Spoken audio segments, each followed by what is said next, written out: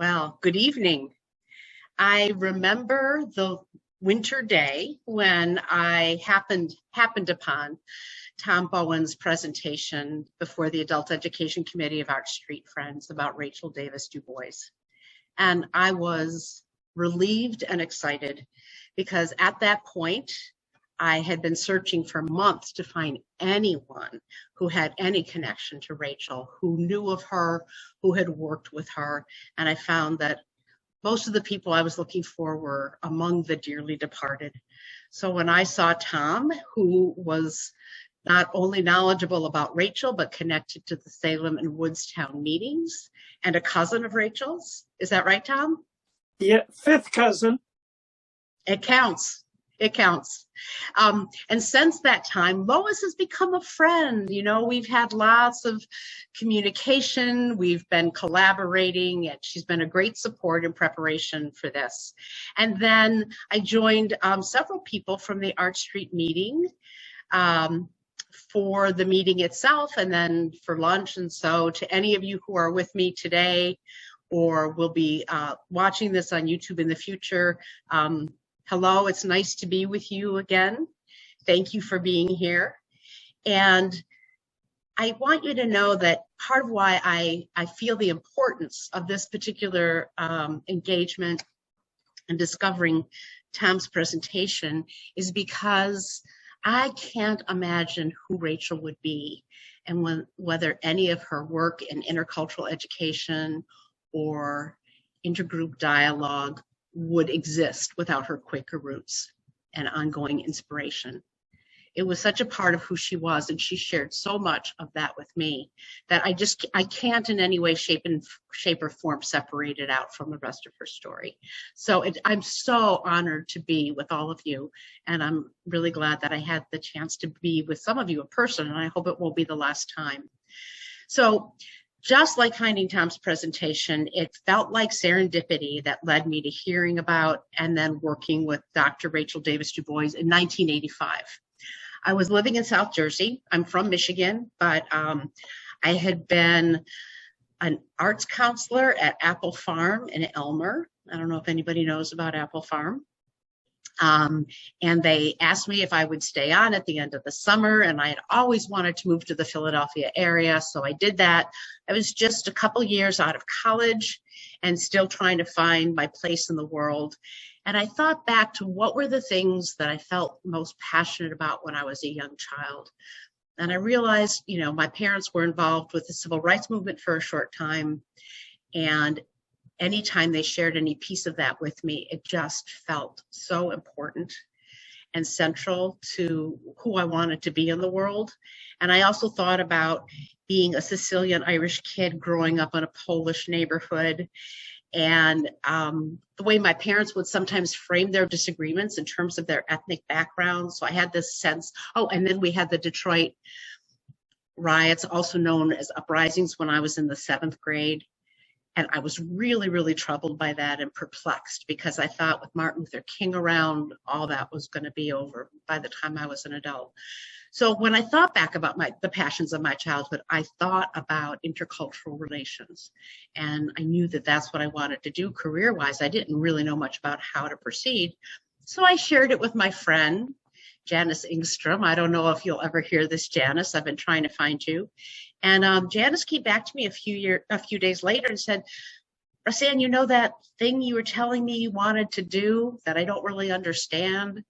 She said, there's somebody who's been doing it her whole life, and she was at the Woodstown meeting, or she was at the Woodbury meeting, and she was selling her autobiography. He said, well, how do I reach her? So in very short time, I reached out to Rachel Davis Dubose and I said, will you be my mentor? And she said, well, I need some help organizing my papers. And I said, sure, you know, with my fingers crossed, knowing I have really bad organizational skills with paperwork. But that's the beginning of the story, because that summer I was at Dawn's Edge, which is the name of the home that Rachel built when she came back to South Jersey after spending her career in New York. And she and I'm not sure what we got done, but I remember opening files and seeing letters from Margaret Mead and Martin Luther King and Aldous Huxley, and just realizing that I was touching greatness. And I look back on that moment as probably being the most remarkable turning point in my life and the most remarkable gift. And what I want to say is that I continued to work with Rachel. After that summer, I became part of the board of consultants and group conversation. And we were a small group of people who were committed to carrying on that piece of her work. And we were talking about, some possibilities, but whenever we tried to do that, Rachel would get so anxious about how this work was going to begin before she left the earth.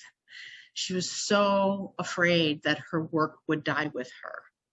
And it got to the point where that was the only conversation you could really have with her. It was such a concern of hers. And so at one point, and I had moved to Philadelphia by this time, but at one point I had said, Rachel, I won't let it die. I'll make sure it goes on. So over the course of the years, from 1985 until a year ago, I tried to integrate it into what I was doing, and I've worked as a community organizer. I've worked a lot with immigrant and refugee groups. I've been an AmeriCorps program manager. I had a diversity series on WXPN, and an interview with Rachel actually kicked off that series. So I tried to integrate it where I could, but this work really needs a full-time effort. So I was able to leave my latest job as a secondary social studies teacher so that I could devote everything I've got to this. And as I said, that was about a year ago.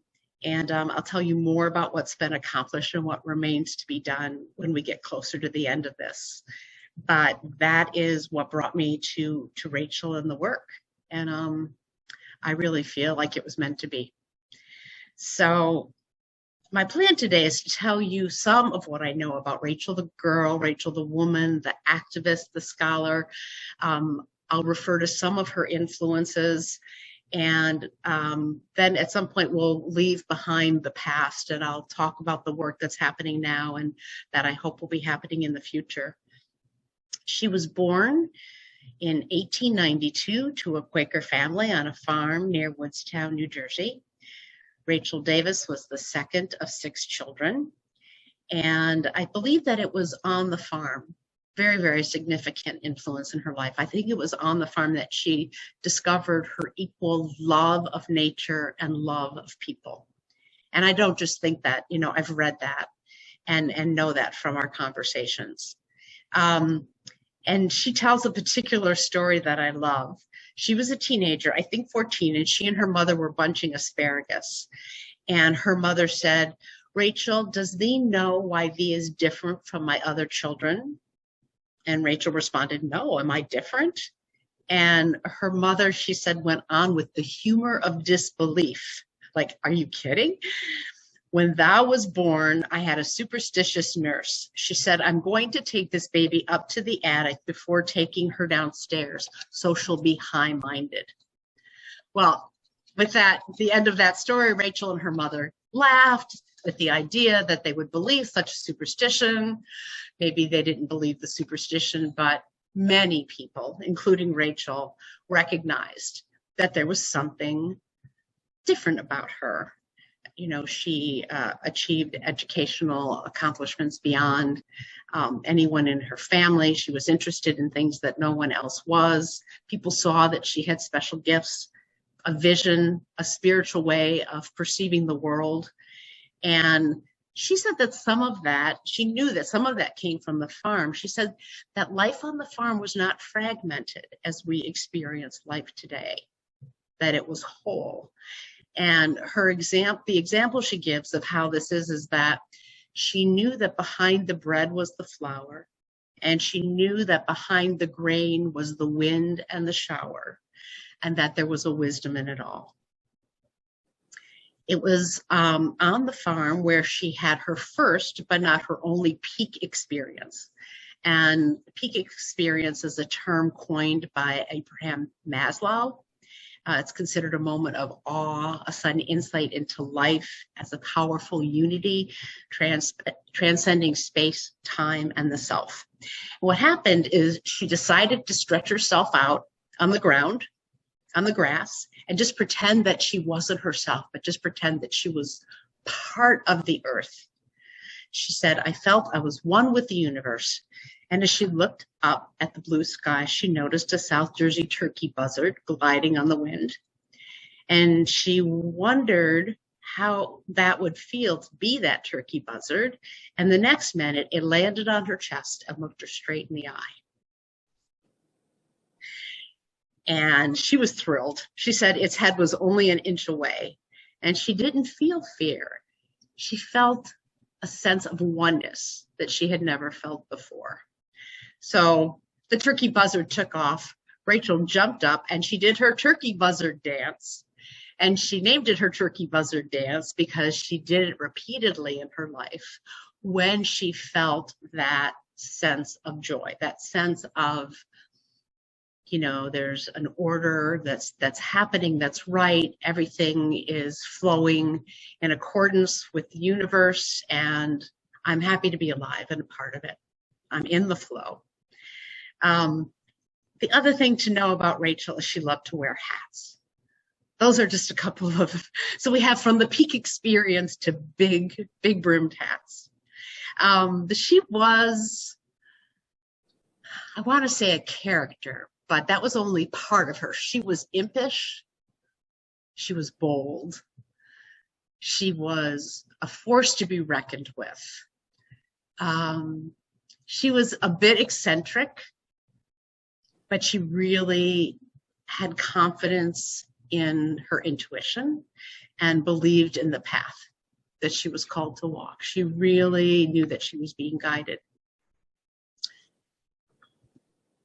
On her farm, she worked alongside immigrant and African-American farmhands. You know, the family members and the farmhands seemed to be working simultaneously on the same tasks. But in spite of that, she did recognize a division between those that were native born to the Jersey area and those who came up from the South or who were immigrants.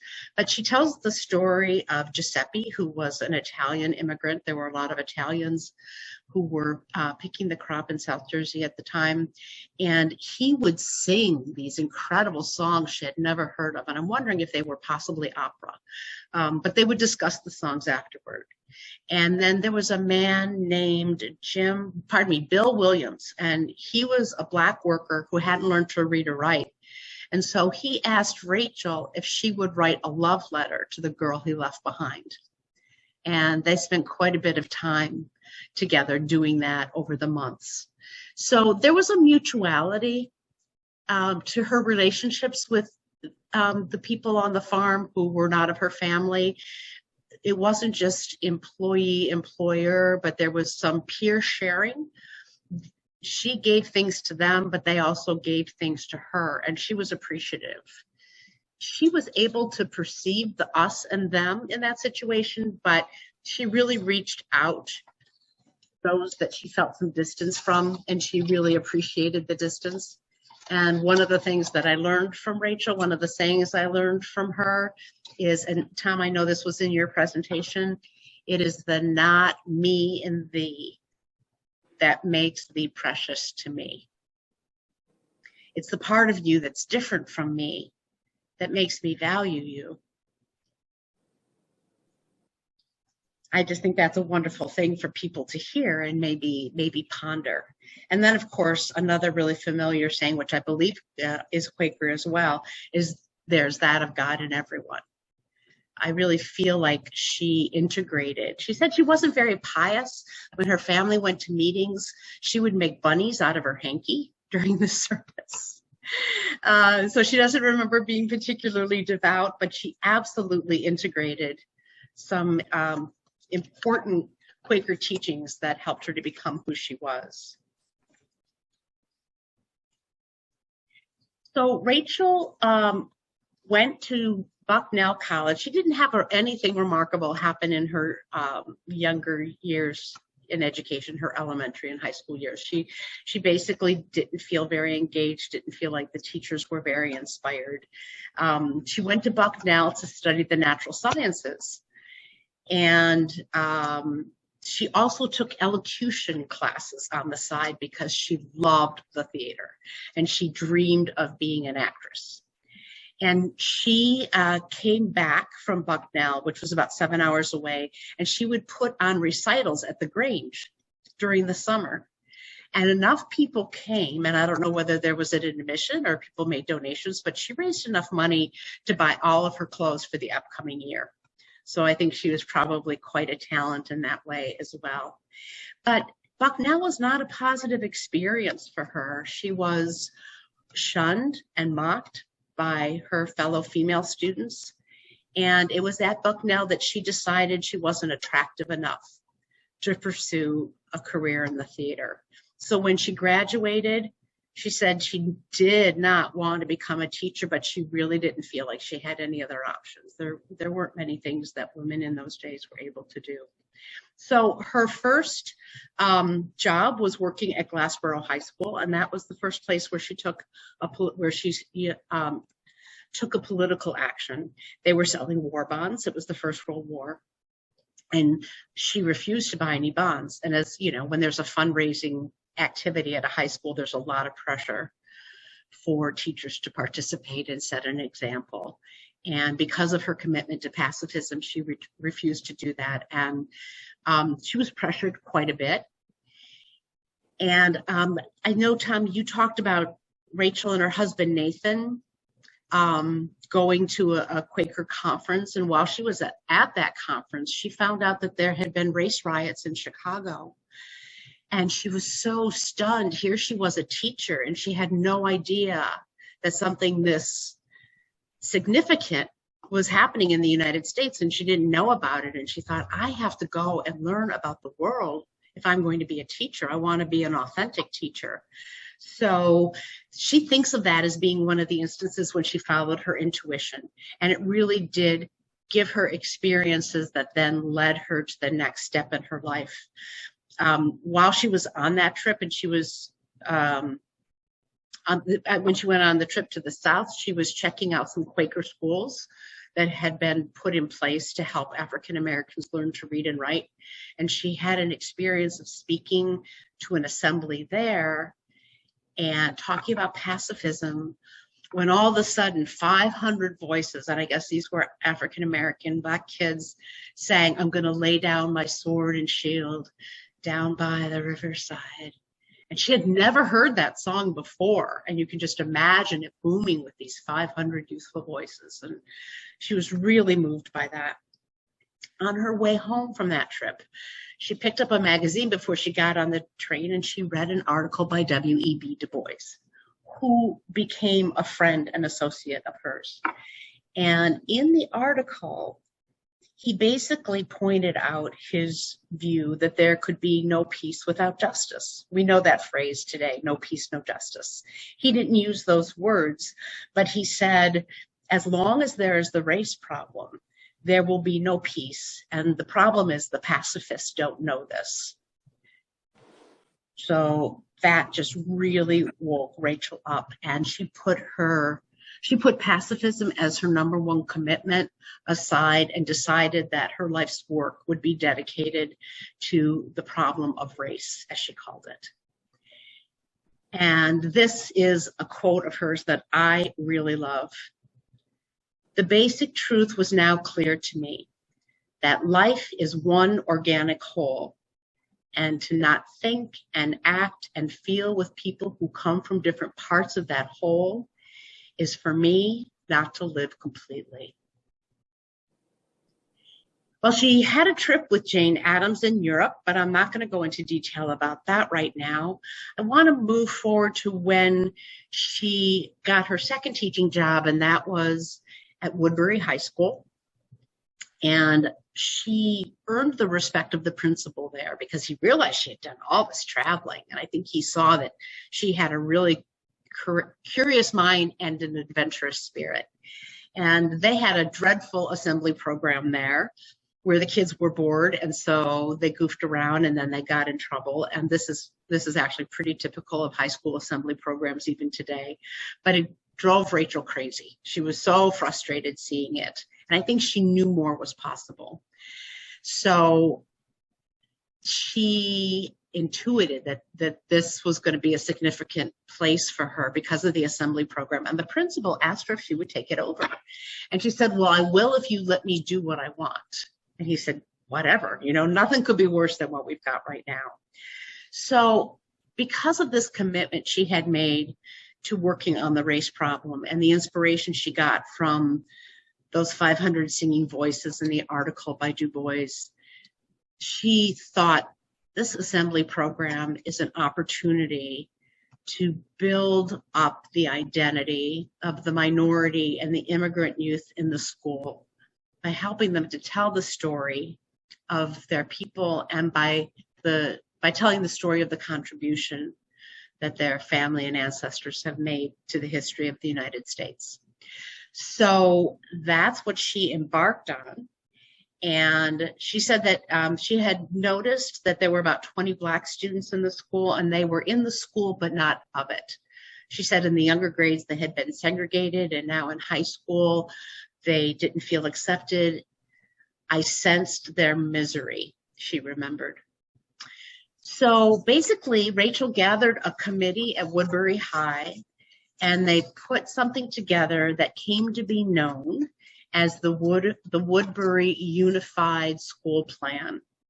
And it became very famous, and a number of people have written their PhDs about it. In fact, this is the latest book I found, Intercultural Education, Folklore, and the Pedagogical Thought of Rachel Davis Dubose. Most of the dissertations that I've found about Rachel have been about her and her intercultural education rather than group conversation, which took up more of her life. But in any case, she worked with a group of teachers, and they included some students, and they created a program where there would be 2 assemblies in the month. One assembly would bring someone from the community in who was a leader or an artist to talk about who they were as a leader of this particular group. And then the second assembly would be put on by the students. And so they would have a different month for each of the groups represented in the school. And Black History Week was in February. So she chose February as the month when the Black students were going to present. And I believe that there was a particular student she was working with who had been working on a poem by Langston Hughes. He was rehearsing it and doing really well. And she got the notice from her principal that the Black students were not going to be presenting. There had been an outcry in the town, and people didn't want it to happen. And he went on to say that there are some people who are going, to be coming to your house to meet with you, and they're going to want you to resign because of this work. And you don't have to resign, and I don't want you to resign. And in fact, they were representatives of the American Legion who I guess were tipped off or motivated by someone in Washington. And she thought that maybe it had to do with her association with Jane Addams, who had been blacklisted, that they were coming after her. But in any case, it was a pretty intimidating situation. And Rachel was prepared to, she said, do you think I'm a bad teacher? And they said, no, we think you're a fine teacher. And so she said, well, the Constitution gives us the right to free speech. And she really stood up for herself.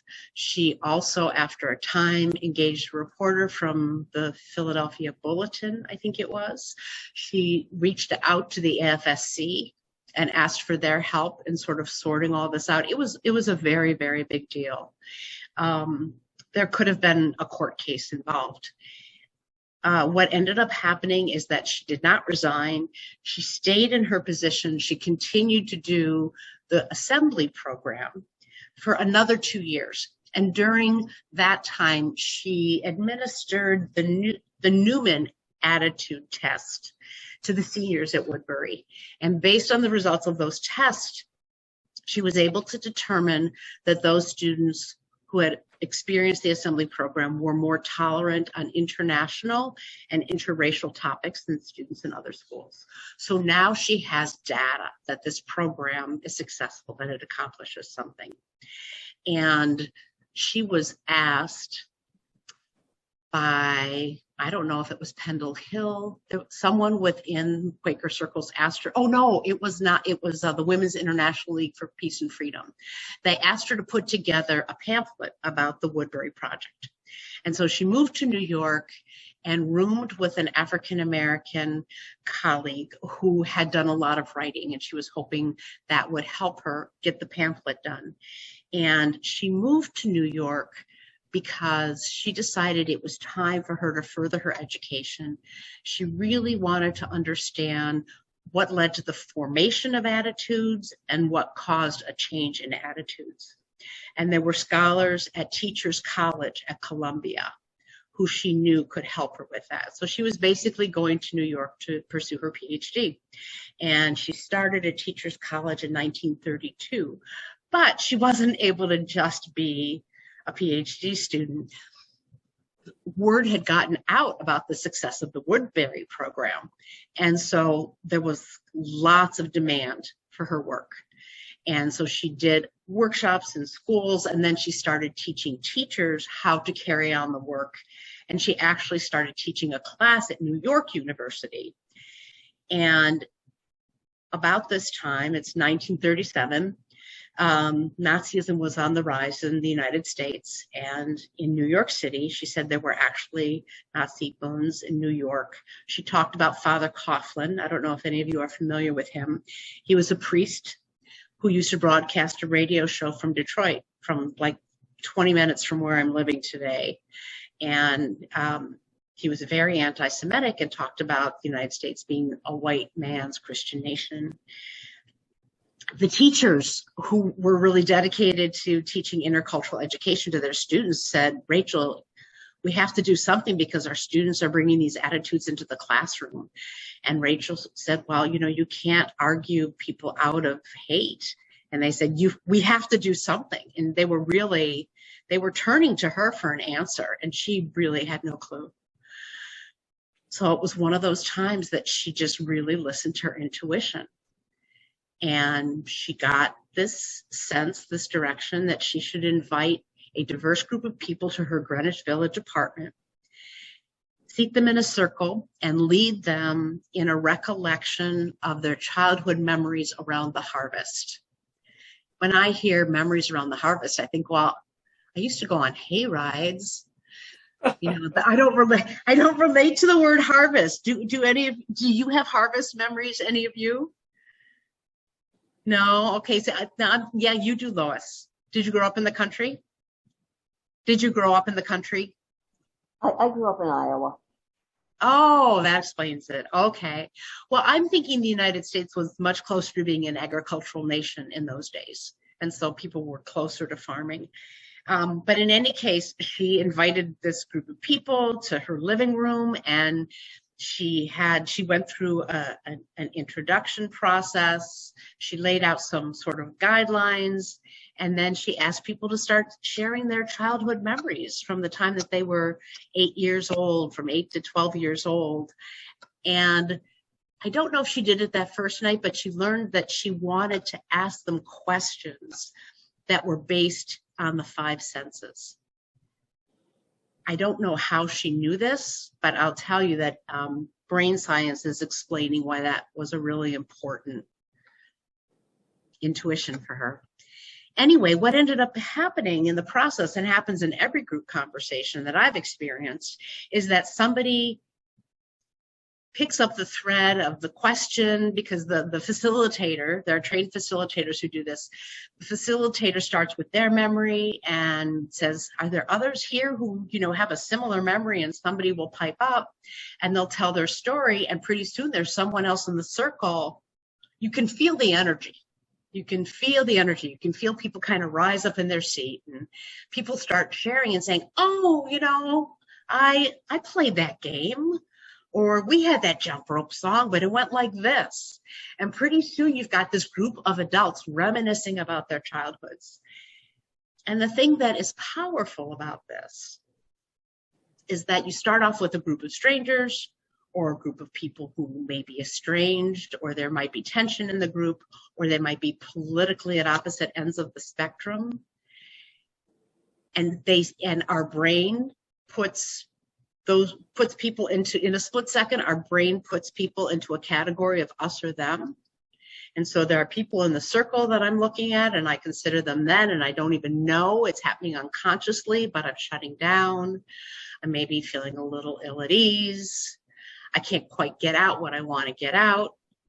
What happens with group conversation through the sharing of these childhood memories, people connect, and they move from the them group to the us group. We expand our sense of who our tribe is.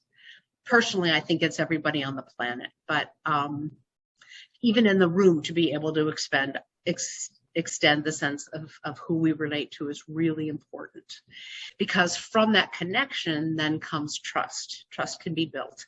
In fact, Gordon Allport, a psychologist who attended many of Rachel's sessions and wrote forewords to her books, said that he's never seen a more efficient way for a group to establish rapport than through the art of group conversation. It just happens so quickly and so joyously. So at the end of this very first group conversation session, people were saying, what happened here? Oh my gosh, this was amazing. I think we've discovered something here. And there was a cynic in the room who said, yeah, just try to do it again. Well, that offered a challenge to Rachel. She isn't one to not pick up a challenge. She wasn't one to not pick up a challenge. And so with that, she formed something called the Workshop for Cultural Democracy. She offered her apartment as a meeting place. And there were just massive numbers of people, particularly young people, very diverse groups of young people that would come in and would share stories and would share aspects of their culture and make music together. So that's really how the Art of Group Conversation got launched. In the beginning, it mostly worked in the New York public schools, in schools that had a lot of gang-related activity. And a lot of the gang conflict was based in ethnic identity, West Side Story, case in point. And they worked a lot with the PTAs, with bringing parents in and bringing teachers on board. And then she was invited by the State Department of the United States to go to Germany. And she actually was able to reconnect. There was a woman who this is post-World War II. And there's a German woman who comes across one of Rachel's books. I think it was Neighbors in Action. And she reads the book and writes to Rachel and said, boy, oh boy, are we in a mess here. We really need your group conversation. And so Rachel called the State Department, and I don't know, in a very short period of time, she was on her way. And what was happening is that there were Germans who had been living in Russian territory before the end of the war, who needed to be repatriated to Germany. And they were basically being told that they needed to be housed, they needed to be boarders in German homes, and the Germans were recovering from the war. And so there was lots of tension. And so that was her first project abroad. And from there, Bayard Ruskin, who you probably know, is a Quaker from Chester County. Bayard had experienced some of Rachel's group conversation, and Bayard reached out to Martin Luther King, who at that time was part of the Southern Christian Leadership Conference. And Martin Luther King invited Rachel to come to the South to train facilitators in 6 Southern states in facilitating the art of group conversation. So I recently trained a group of facilitators, and I basically used the model that she outlines in the book, Reducing Social Tension and Conflict, which I know was Tom's major source for his presentation. And so it was, unfortunately, I should have explained it all a little bit better to my trainees, because when I told them, okay, now you need to organize a practice session, you need to be able to talk about this to people and get people enthusiastic enough to show up for this. And you need to, know how to run the process from A to Z. That seemed like a really heavy lift for people. And we're still working on getting everyone to complete that portion of it. But that's what she did in the South. Now, we're talking about decades going by and a lot of personal challenges for Rachel. One of the things I didn't mention that I want to put in, even though it's out of chronological order here, is that when she was at Bucknell and she was being shunned and bullied, and she realized that she didn't have the beauty she needed to be in the theater, she felt really badly about herself. She felt like it was something about being a farm girl. But I think it was something more than that, because there were other farm girls who said, I didn't have your problems. But she just really, really didn't fit in, and she was painfully lonely and felt like an outcast. And even though that was hard for her, it was a gift, because I think it enabled her to feel empathy and compassion for other people who have been excluded and have felt less than, have been treated as less than, and that brought the heart to her work. She really wanted to help eliminate that pain for others that she had felt so strongly. So I bring that up because she endured hardships. Not everybody was a full-on supporter of hers. In fact, I talked to someone recently about why group conversation didn't get bigger, even within the Quaker community. And this person said, I don't think that everybody related to her spirit-led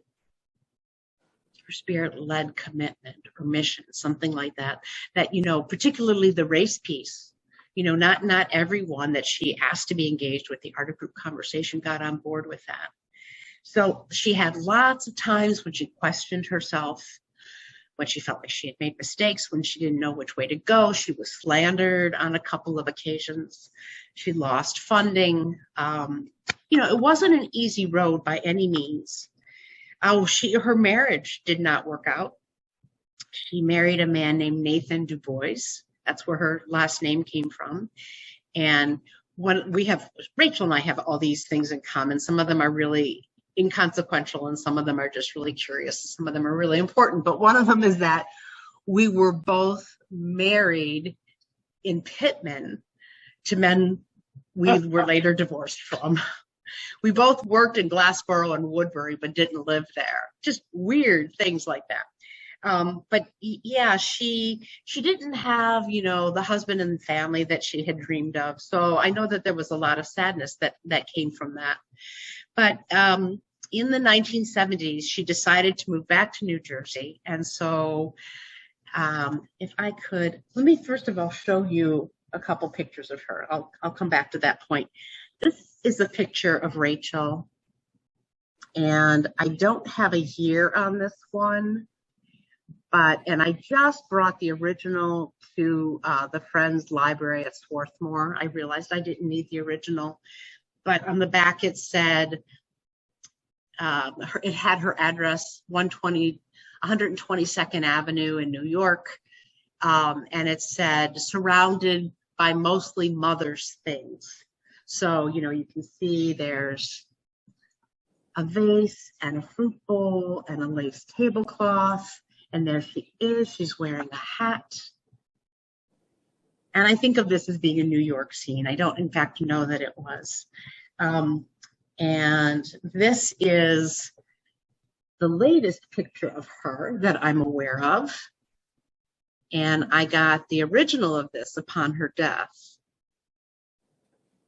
which amazed me. I mean, even though I told her that I would carry the work on, I didn't realize that she had mentioned that to anybody else.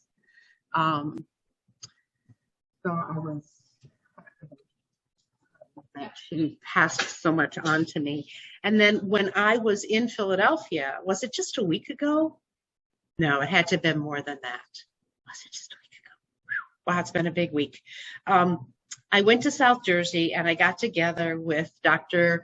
Korana Koradudu, who's originally from Liberia. came here on a fellowship to Harvard, and Karan was the co-author of Rachel's autobiography. And she was a professor of psychology and Africana studies at Glassboro University. And so she invited me to stay at her house. And we had a couple days together. And one of the things I asked her to do with me is to go and find Dawn's Edge. And this is Dr. Karan Okorodudu. Can you see that at all? Oh. A little bit. Yeah. Okay, so as I get closer, you can see it better. Yeah, we do see it. Okay, so that's Karan last Sunday. And Dawn's Edge is called that. Rachel had this house built, and I think that she helped design it. And this is the view off her deck. So when she looked out her living room window, and the deck is outside her living room window, she would look over this ravine and she would watch the sun come up when she did her meditation. So that was pretty cool. We had to search for that house. The road, Lincoln Road, doesn't have a sign on it. And we were driving around, and I decided to pull over and go into a diner parking lot and see if anybody, was from the area and knew where to find it. And I said, Rachel, we need your help. And sure enough, there was a woman who said, yep, this is what you do. These are the landmarks you'll see. There's like a daycare on the corner.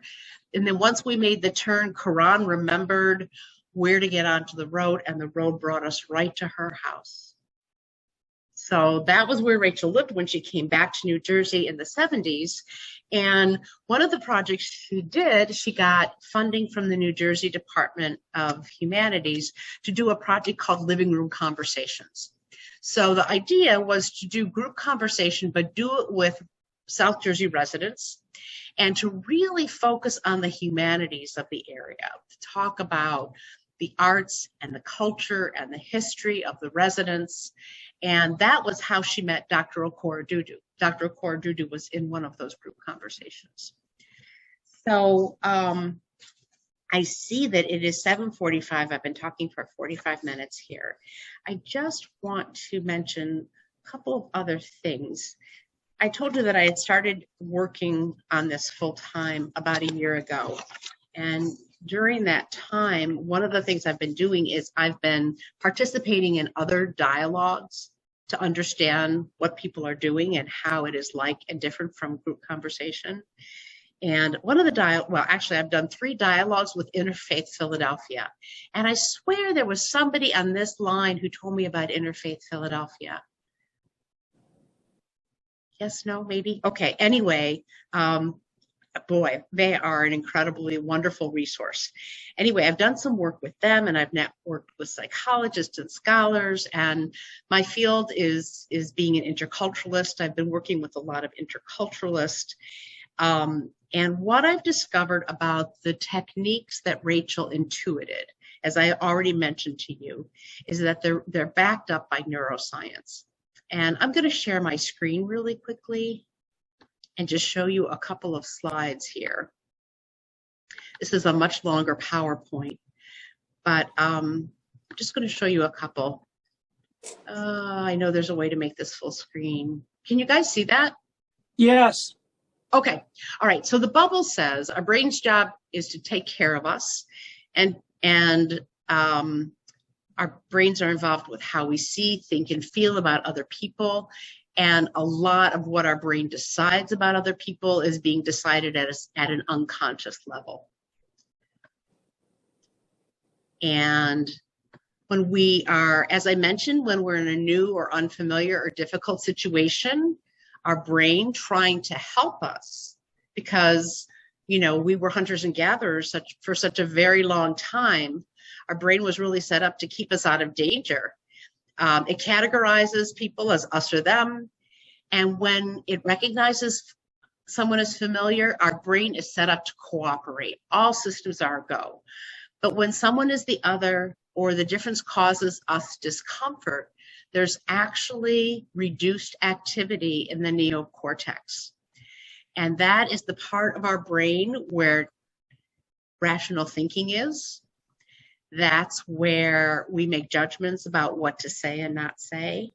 That's where we're able to read other people's emotions and even read their intentions. And so to have activity reduced in the neocortex when you're working in a group of people who want to be able to improve their relationships is really not a good thing. And group conversation is the only process I know, and I've only been looking for a year, but it's the only process I know of where multiple strategies are created to get people's brains ready to work together. So storytelling and memory matching. Memory matching is what group conversation is all about. It expands our sense of us. When someone is telling a story, a part of their brain lights up. And when someone is listening to that story, the same part of their brain lights up. And the story listener has the experience of actually living the story, which is very close to the experience of standing in another person's shoes, which is our definition of empathy, which is, I mean, it's such a valuable, valuable thing and not easily created. Also, those sense memories that I told you, Rachel thought were important, you know, to ask people questions related to their memories of things that they had seen or smelled or tasted or felt. When we're watching others doing or feeling something, neurons fire in patterns that would fire if we were doing the same action. These are called mirror neurons.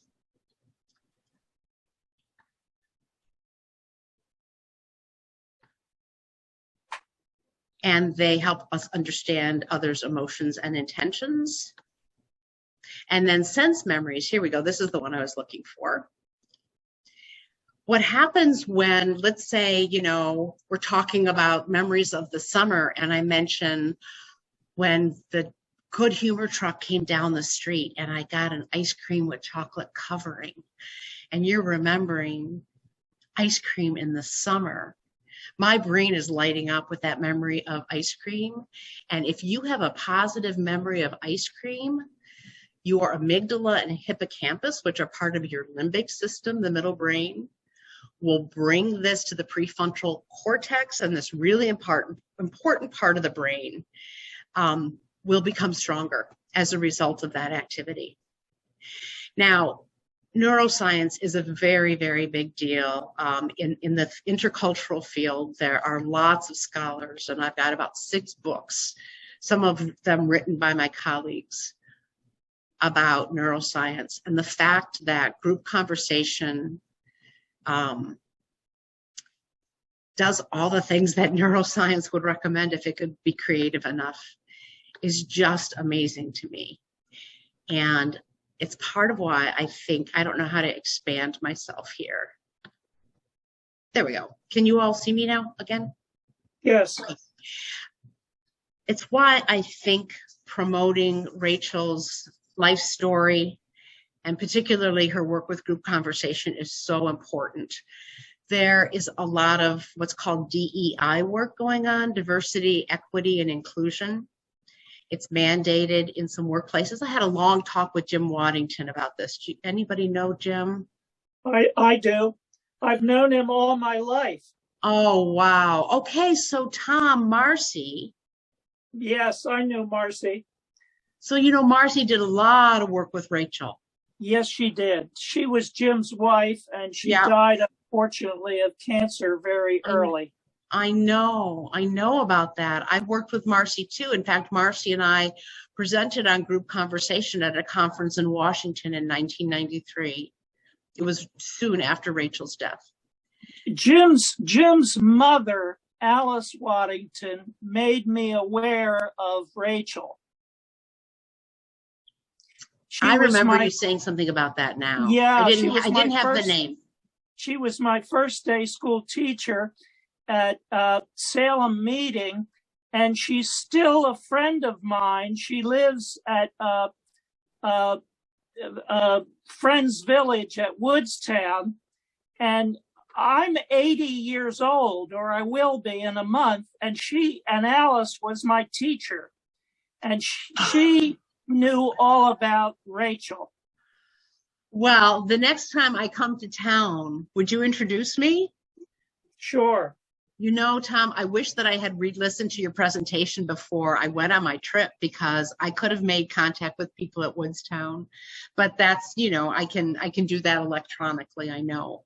But what I want to say about group conversation is it's the only thing I know of that understands that people who will be going into some sort of workshop, training, or dialogue with people who are different, whether they're working on their racism or they're working on they're trying to work together on some project but feeling divided because of their differences politically. Those are very, very tense situations. People are not going to be working at their best because they're not going to be working with what we call a full deck, so to speak. You know, some of their best thinking is going to be hampered by their brain's reaction to outsiders that they perceive in the room. And I just think that we have such important work to do in our world and in our country that we really don't have time to waste the effort to begin these projects unless we can do all we can to ready people for them. So the unique niche that group conversation fills is that it prepares people for the hard work. It's not a discussion, it's not a debate. During a group conversation, there's no decision-making or discussion of controversial issues, but it brings people into rapport, helps them to feel safe, helps them to remember their common humanity. And from there, they're in a much better position to do effective work together. Do you have questions about group conversation? And how, I mean, you have to experience it to really understand it. It's not one of those things, you have to see it to believe it, sort of. But based on what I shared with you, do you feel like you understand how the memories have that impact on people? I have a couple of questions kind of Sure. about that. Since you actually worked with Rachel, do you feel that that she had a gift for people feeling empathy for her or being attracted to her and her ideas? Because I can't think of anything else that would have made her so successful at it other than a gift and an attraction that she had naturally. Is that the case? Well, I'm really glad that you asked that question, because I talked to Dr. Okora Dudu about this just last week. So Rachel was remarkable, but she, not sure I would say that she was charismatic exactly. And because she had such a strong personality, not everybody took to her. But she was remarkable at what she did. She was an excellent teacher. And there were probably people, I mean, I worked with her for a short time. I mean, I didn't meet her until the last decade of her life. And, you know, moved from South Jersey to Philadelphia, you know, within a year of our meeting. So, but I said to Dr. Okora Dudu, I said, do you think that what Rachel had was unique and that only Rachel could really have group conversation grow and be as vital as it was? And she said, oh no. She said, Rachel was a remarkable person, but anyone can be trained to do this work. Anybody who is passionate about it and cares about it can do this work, can carry out this process. So did people gravitate to her because she was fascinating? Yes. Were some people put off by her because of her strong personality and her strong beliefs? Yes, also. But what she created to be replicated. I really believe that. I believe that she came up with a process that was going to be able to be shared and carried out by others. Russanne, on that process, one question I had has to do with the questions, because it would seem like the right question is really important, and it seems like, how would you ever figure out the right question to ask? Oh, it's that, you're absolutely right. So again, based on her instructions, and I follow her instructions to a T, and I think that my trainees are kind of frustrated with how much I say, well, Rachel said. But you know what? At this point in time, I just want to do what the teacher taught because it was her thing. And she was successful with it. And I have no intention of reinventing the wheel. I mean, maybe at some point something will need to be adapted.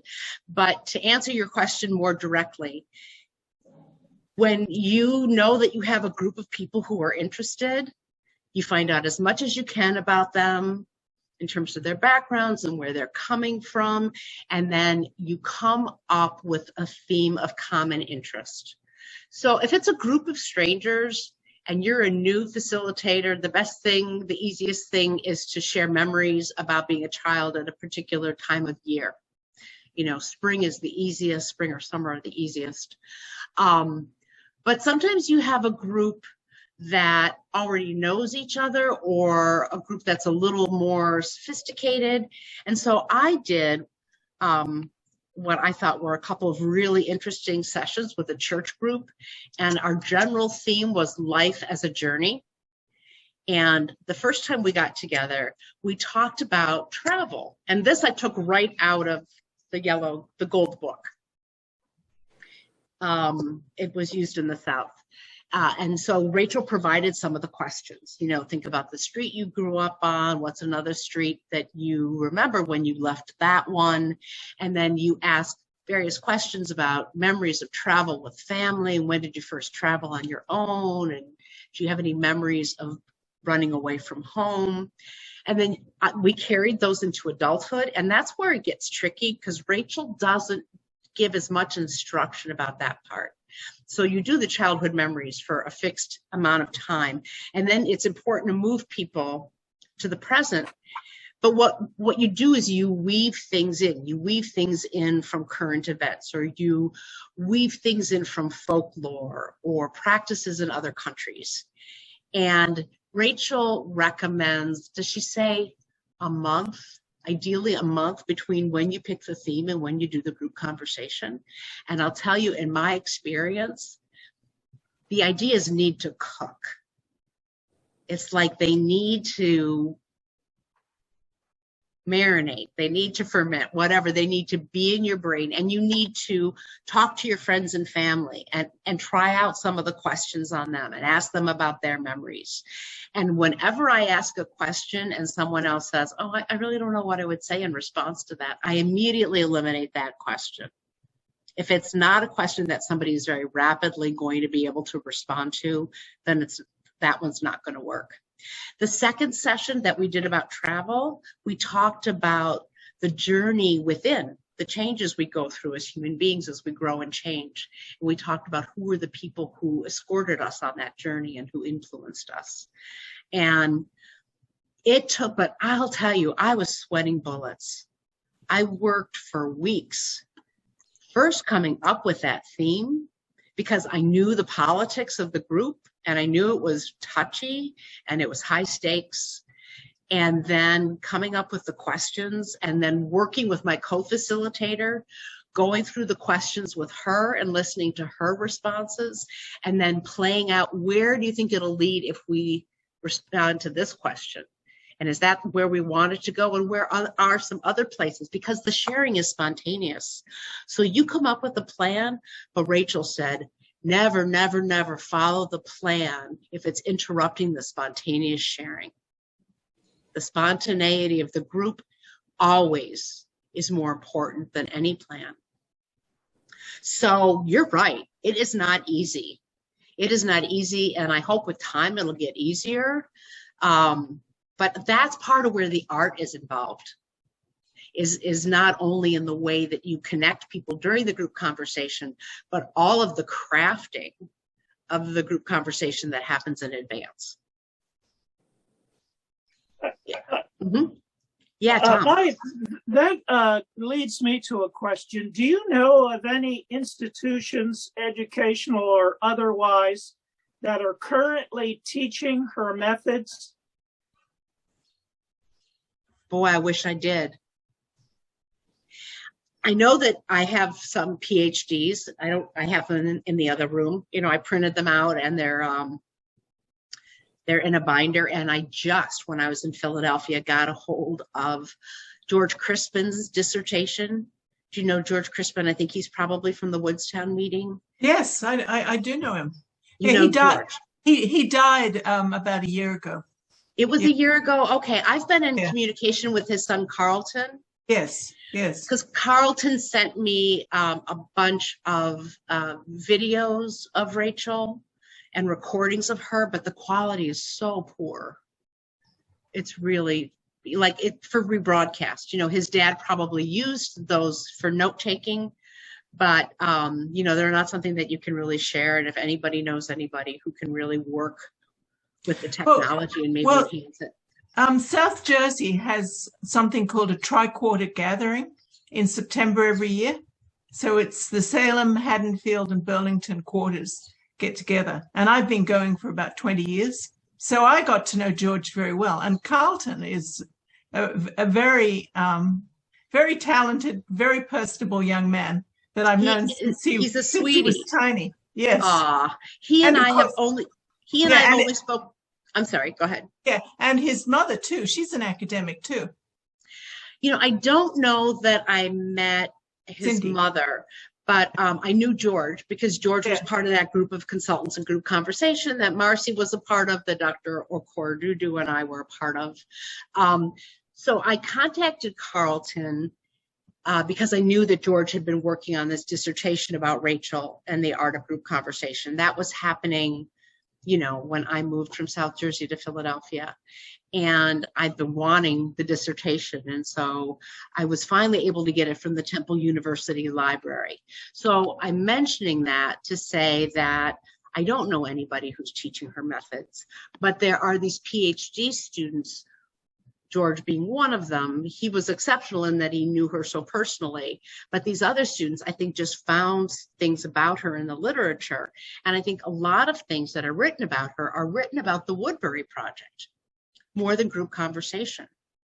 I think that's the piece the teachers are looking for, is, you know, how to teach about other cultures in the classroom in an age appropriate way.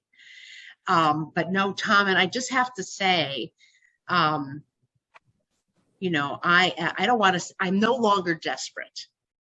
I mean, finding all of you has helped a lot, but I am really very, very interested in anybody who's out there who's doing this work, because I want to be able to support them and I want to be able to partner with them. There's someone named Abby at Interfaith Philadelphia who participated in a Jewish support group, and the person who led the group was using Rachel's group conversation to some extent. And so Abby and I have a phone date coming up when she's going to tell me what she can remember, but the person who led it is gone. And as it seems, as soon as I find out about somebody, I find out that they're no longer with us.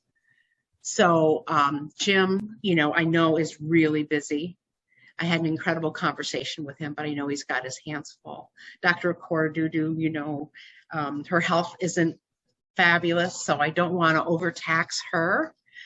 But I really feel like we're at such an important moment in our country. And I feel like group conversation provides something that nothing else I've encountered provides.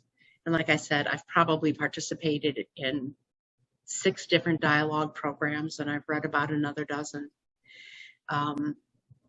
Because I want to know, you know, is there anybody that's doing this? And there, I mean, other dialogue groups will, you know, give people guidelines so that they relax together, and so they're being respectful of each other, and that's important.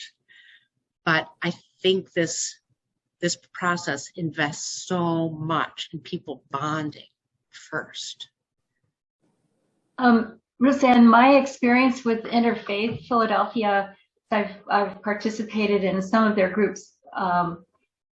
They do follow a similar process in that there is a time in advance at the beginning of a program, let's say, that's dedicated to a particular topic, but there's time to reflect on an experience that related that Yes.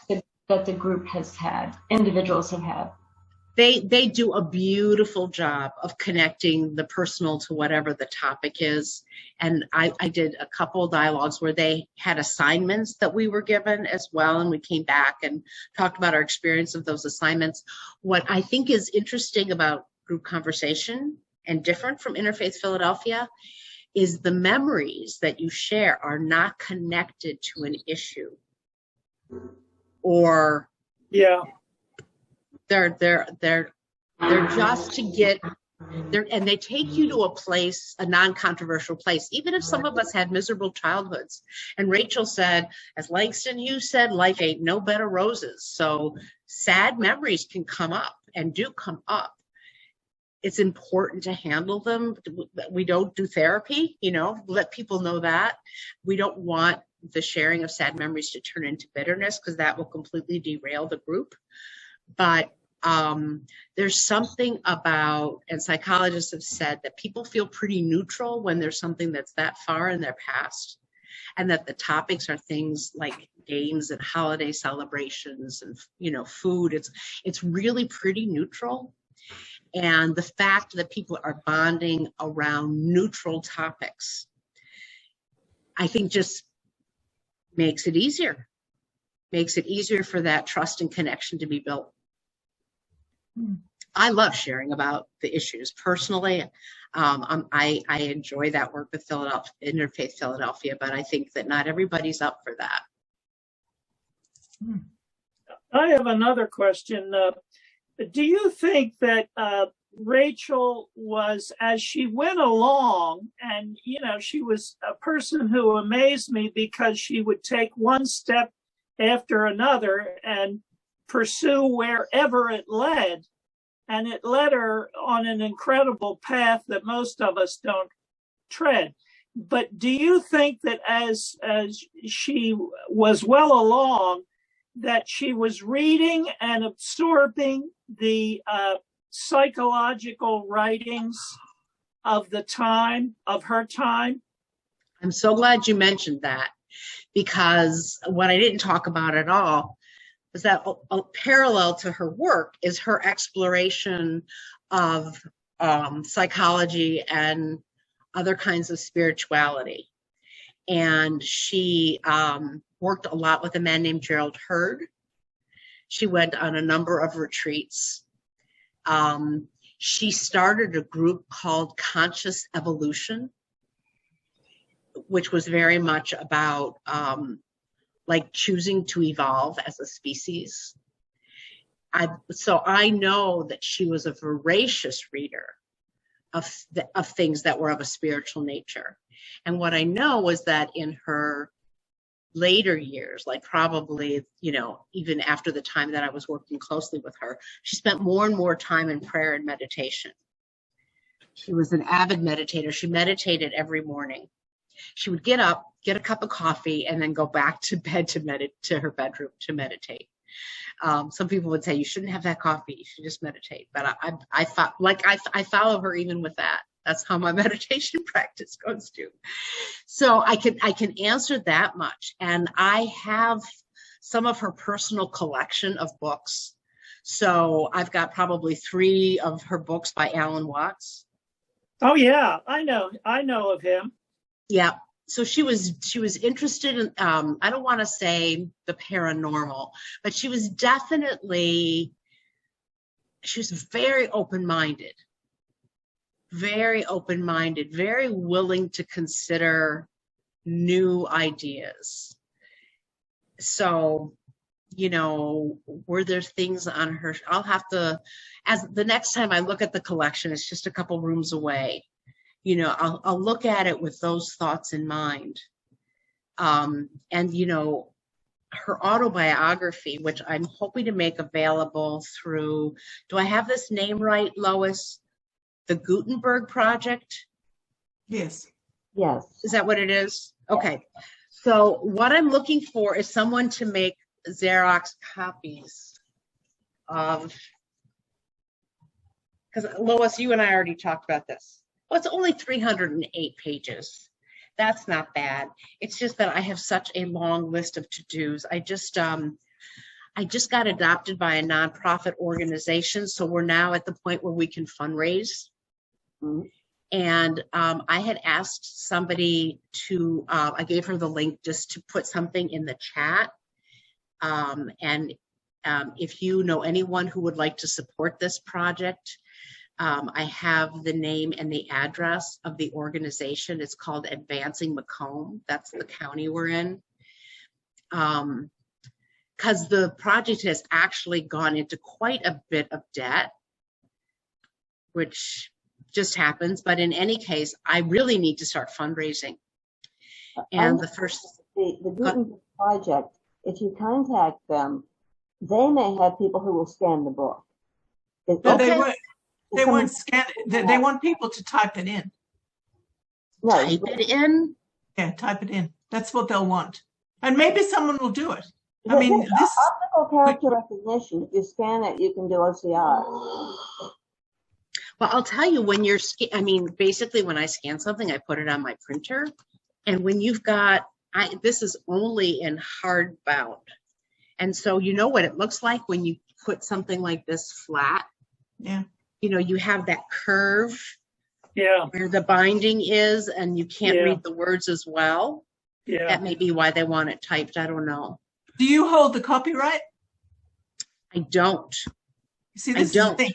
Gutenberg, I mean, if it's your own, you can publish it through Gutenberg and just give up the copyright altogether.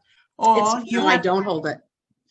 That's the thing. Everything in Gutenberg is, well, there's two sections. There's either people who are writing now and they don't care about the copyright, or there's people who have volunteered to type in the books, and the copyright's expired, which is why Winnie the Pooh is there this year, because the copyright expired this year.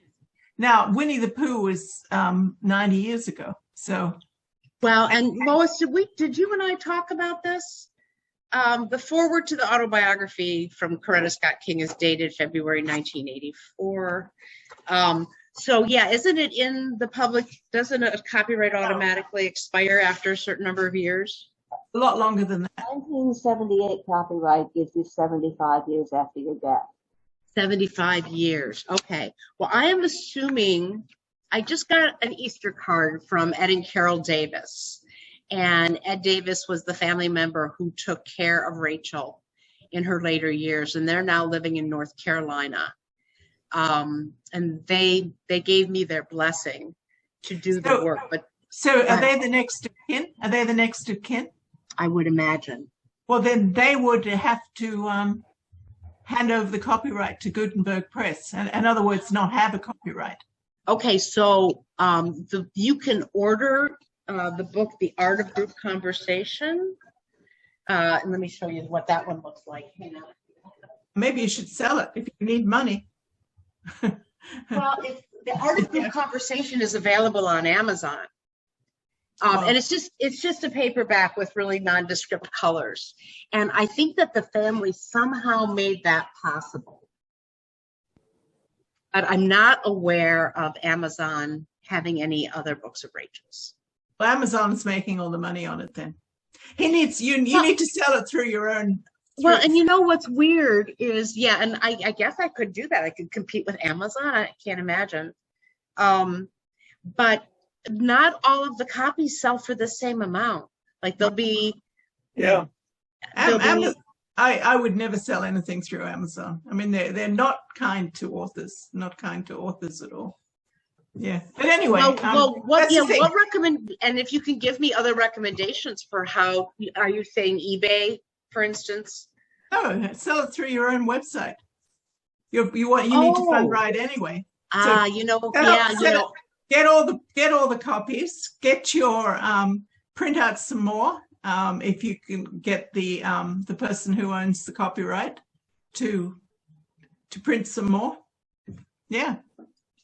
so I would have to create the capacity for that to happen on the website, you know, where people would. Well, it sounds like you're doing this full time. It sounds like you're the one to do it. Yeah. Yeah, it's a staff of one right now, and I'm good with that, except that it just feels like there are so many things that have to happen simultaneously. You know, like I really want to get very fluent with the neuroscience. I want to do a TED Talk because, oh, this is really important. And then I'm going to wrap up here. And thank you so much for your indulgence. When I just wanted to tell you, you know, we got a logo, we've got a website. I've trained 5 people in the method. I've got relationships with 2 area universities. One of them is having me come to talk because we're going into election season and things are so nasty politically on their campus that they want some help with that. I'm working with several churches, and by that I'm in communication with them.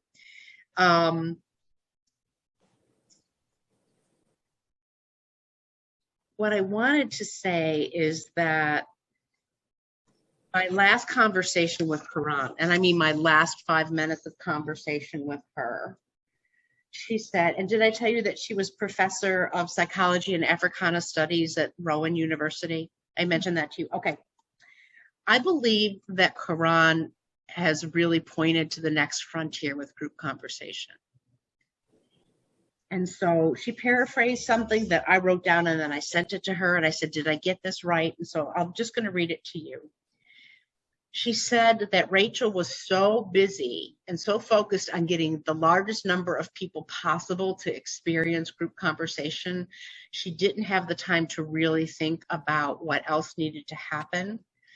But Karan believes that it is to create an opportunity for people to not just have that one experience, but for there to be repetition and reinforcement so that the new way of looking at people can be integrated and become an important facet of our everyday practice and daily living long term. So we're talking about people, and what I've learned is that, you know, and you've probably learned as well, is that there's a plasticity to our brain. You can teach an old dog new tricks. That's the good news. Our brains can change, they can grow, and our behavior changes them. And so if we start relating to people differently, we're in fact changing our brain, we're changing our genes. But for that change to take place, anyone who's been a teacher knows that the way that students learn something is through repetition. So we need to find an opportunity for people to have repetition and reinforcement. And so I'm trying to not get ahead of myself here, but I'm thinking, okay, after the group conversation, then what? Is there a service project that we do? You know, is there, like, how do we have ongoing contact with each other so people can continue to notice what's happening inside them when they encounter someone who's different? And as they notice that and they become mindful of that, they can participate in shifting by breathing and saying, oh, you know, my brain's just having a reaction to something unfamiliar. This person's not a threat to me.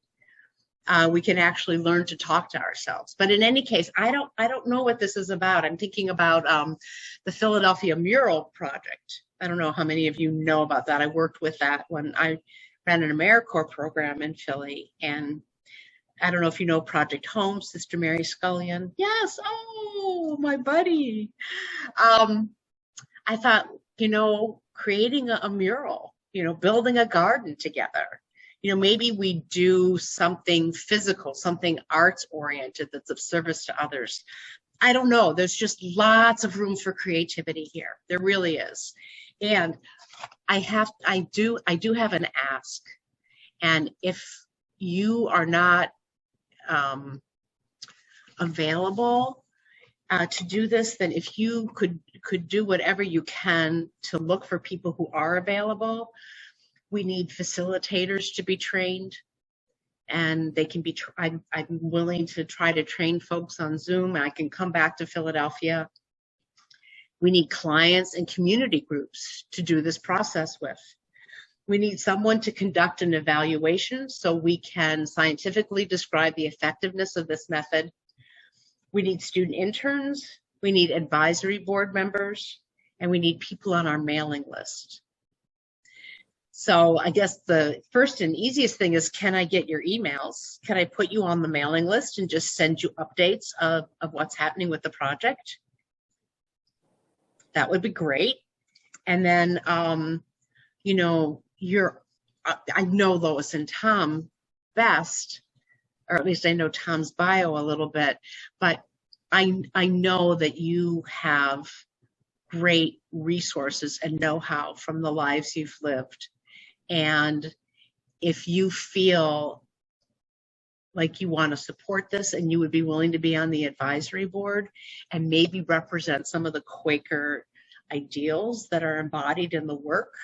I'm not Quaker, you know. I think it would be really incredible to have someone from one of the Philadelphia or South Jersey meetings on the advisory board, you know, and having two-way communication between the Quaker community and the project as well. And it wouldn't be much of a commitment, like a quarterly meeting, and maybe I could call on you and ask you, you know, for some advice. We can put it out there. I mean, I would so appreciate that. We can put it out there. Yeah. This is really, really exciting work, and I just have to tell you, I have never been happier in my life. You know, I could just do the turkey buzzard dance every time. Every time I get involved in this work, it's really, really joyful work. I mean, to think that we might have this beautiful, loving, playful tool to bring to humanity to help heal our divides. So thank you very much for this opportunity. How can I get my email address to you? I guess I could put it in chat. I don't know. You can put it in chat. How about if I give you mine? If I give you mine, can you all just send me a little hi? My email is. Yeah, and sure. I'll put that in chat, but basically it's my first and last name at Gmail, which I will spell for you.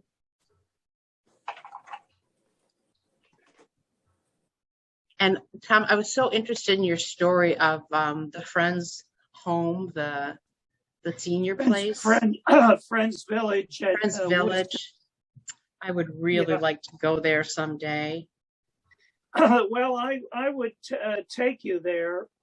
I know I go there once in a great while. I gave this speech mine to them. I went there to do it, and I did it because they have a room called the Rachel Davis Dubose. She says about intuition. You have to have nerve to do it, to follow your intuition. I'm going to leave that part off. So this was the last thing she said in that WXPN interview I did. I asked her what advice she had for women of the future. She said, I think we just have to know that we don't know the real answer, but that we need to be with each other and realize we can find people who are working along the same line as we are, and know that even if we're silent, I think sometimes that there's power, spiritual and physical and mental power in the silence. And in this silence, I'm sure we'll find the answers.